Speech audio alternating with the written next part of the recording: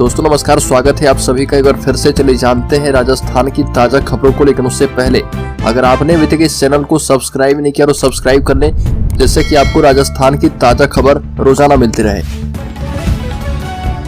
सबसे पहली खबर, भजनलाल कैबिनेट के 3 मंत्रियों की अमित शाह ने सबके सामने लगा दी क्लास।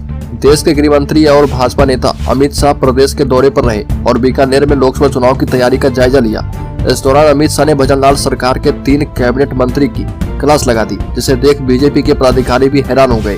इस दौरान अमित शाह के सवाल का सही जवाब नहीं देने पर कैबिनेट मंत्री गजेंद्र सिंह खिवसर, सुमित गोदारा और अविनाश गहलोत को सबके सामने अमित शाह ने जमकर फटकार लगाई। और मीडिया रिपोर्ट्स की माने तो ये तीनों मंत्री करीब 40 मिनट तक स्टेज पर इनको खड़ा रखा गया और बाद में अमित शाह ने तीनों मंत्री को टाइमलाइन के मुताबिक रिपोर्ट प्रस्तुत करने की हिदायत दी है। बड़ी खबर, पहली बार राजस्थान से राज्यसभा एमपी बनी कांग्रेस लीडर सोनिया गांधी। राजस्थान की खाली हुई 3 राज्यसभा सीटों पर निर्विरोध चुनाव हो गए और ऐसे में 3 सीटों में से 2 पर भाजपा तो 1 पर कांग्रेस के उम्मीदवार राज्यसभा पहुंच गए हैं। बता दें कि कांग्रेस की ओर से सोनिया गांधी को उम्मीदवार बनाया गया था। ऐसे में सोनिया गांधी पहली बार राजस्थान से चुनाव जीतकर राज्यसभा पहुंच गई है। मीडिया रिपोर्ट्स की माने तो विधानसभा के प्रमुख सचिव एवं राज्यसभा के निर्वाचन अधिकारी महावीर प्रसाद शर्मा ने यह जानकारी दी है और बताया कि राजस्थान से राज्यसभा के द्विवार्षिक चुनाव 2024 के लिए 3 सीटों पर तीनों उम्मीदवारों को बगैर मुकाबला निर्वाचित घोषित किया गया है। बड़ी खबर, राजस्थान से भाजपा के चुन्नी लाल गरासिया और मदन राठौर बने हैं राज्यसभा सांसद। राजस्थान की राज्यसभा सीटों पर होने वाले चुनाव में मतदान की आवश्यकता ही नहीं पड़ी है। ऐसे में भाजपा के 2 और कांग्रेस का 1 उम्मीदवार निर्विरोध चुना गया है। बता दें कि इस चुनाव में राजस्थान विधानसभा के प्रमुख सचिव एवं राज्यसभा के निर्वाचन अधिकारी महावीर प्रसाद शर्मा ने भारतीय जनता पार्टी के उम्मीदवार चुन्नी लाल गरासिया और मदन राठौर को विजयी घोषित किया है। बड़ी खबर, भजनलाल सरकार जल्द देगी तोहफा, बेरोजगारों को मिलेगी अब तक की सबसे बड़ी सौगात। राजस्थान की भजनलाल सरकार लोकसभा चुनाव से पहले नई भर्ती का ऐलान करने की तैयारी कर रही है और प्रदेश के कार्मिक विभाग समेत अन्य विभागों की ओर से आरपीएससी एवं कर्मचारी चयन बोर्ड को भर्ती की अभियंत्रणाएं भेज दी गई है। और सरकार की मंशा है कि लोकसभा चुनाव की तारीखों के ऐलान से पहले नई सरकारी नौकरियों की विज्ञप्तियां जारी कर दी जाए और सरकार से मिले निर्देश के बाद विभिन्न अन्य विभागों की ओर से भर्तियों के लिए लगातार भर्ती एजेंसी को अभियंत्रणाएं भेजी जा रही है। बड़ी खबर, कांग्रेस के राष्ट्रीय प्रवक्ता और उदयपुर शहर विधानसभा से प्रत्याशी रहे गौरव वल्लभ लंबे समय से दिखाई नहीं देने के बाद एक बयान दिए हैं और इसमें उन्होंने 6 लाख लोगों के पीने के पानी की समस्या को लेकर भारतीय जनता पार्टी से सवाल किया।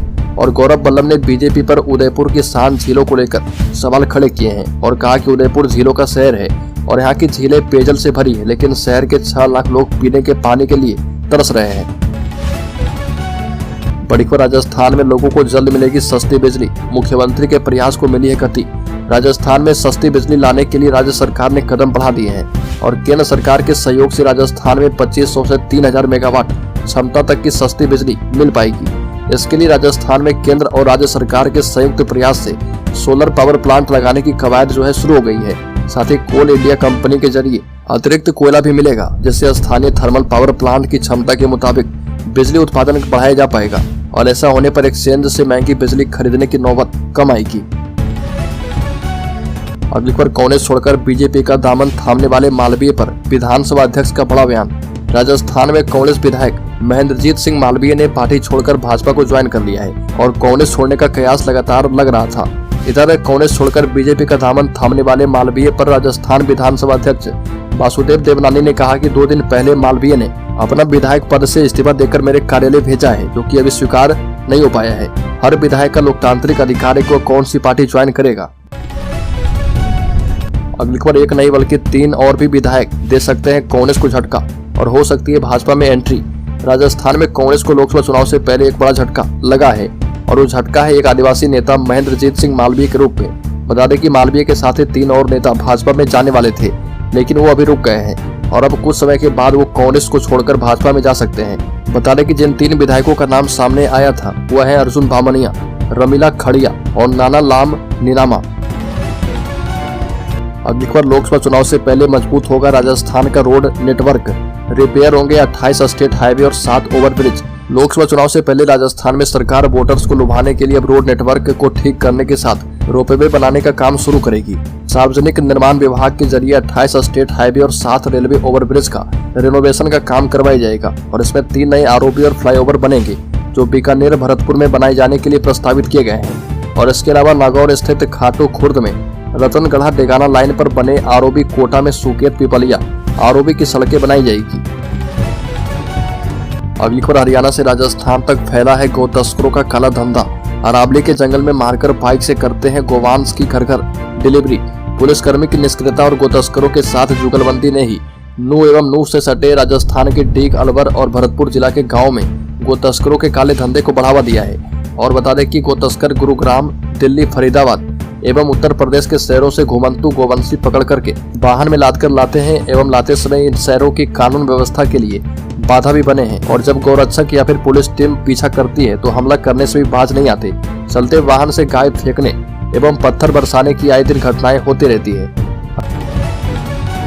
अगली खबर राजस्थान में स्वच्छ भारत मिशन योजना समेत कई योजनाओं में करोड़ों का घोटाला, कर्मचारी में मची है खलबली। राजस्थान के धौलपुर के बाड़ी पंचायत समिति में करोड़ों के भ्रष्टाचार का मामला सामने आया और पंचायत समिति में करोड़ों के घोटाले के बारे में राज्य सरकार को शिकायत भी की गई थी, जिसमें कहा गया कि केंद्र सरकार की योजना स्वच्छ भारत मिशन अभियान समेत कई योजनाओं में करोड़ों के घपले के बारे में बताया गया। और शिकायत मिलने के बाद राज्य सरकार की ओर से एक 10 सदस्यीय टीम का गठन किया गया, जिसे बाड़ी पंचायत समिति में जाँच के लिए भेजा गया है। बड़ीखर पंचायत से पार्लियामेंट तक कमल ही दिख रहा और ये भाजपा कार्यकर्ताओं की जीत है। केंद्रीय गृह मंत्री अमित शाह ने बीकानेर में आयोजित क्लस्टर बैठक में बीकानेर संभाग के बीकानेर, श्रीगंगानगर और चूरू लोकसभा की प्रबंधन समिति, चुनाव समन्वय समिति और लोकसभा कोर कमेटी मंत्री, विधायक, पूर्व विधायक, सांसद, क्षेत्र के वरिष्ठ अधिकारी सहित 250 प्रमुख कार्यकर्ताओं को पीएम मोदी के अब की बार 400 पार के लक्ष्य को जीत में तब्दील करने का मंत्र दिया है। अमित शाह ने कहा कि राजस्थान में कांग्रेस के पास कोई भी ऐसा नेता नहीं है जिसको राज्यसभा भेज पाए, इसलिए सोनिया गांधी को राजस्थान से राज्यसभा भेजा गया है। बड़ी खबर राजस्थान विधानसभा जल्द होगी डिजिटल। राजस्थान विधानसभा अध्यक्ष वासुदेव देवनानी ने कहा कि विधानसभा को डिजिटल बनाने की प्रक्रिया शीघ्र ही आरंभ कर दी जाएगी। इसके लिए केंद्र सरकार की राज्य की विधानसभाओं को डिजिटल बनाने जाने के लिए वन नेशन वन एप्लीकेशन के तहत ई विधान एप्लीकेशन का उपयोग राजस्थान विधानसभा को डिजिटल बनाने के लिए किया जाएगा। और विधानसभा अध्यक्ष वासुदेव देवनानी की अध्यक्षता में विधानसभा को डिजिटल बनाए जाने के लिए बैठक हुई है।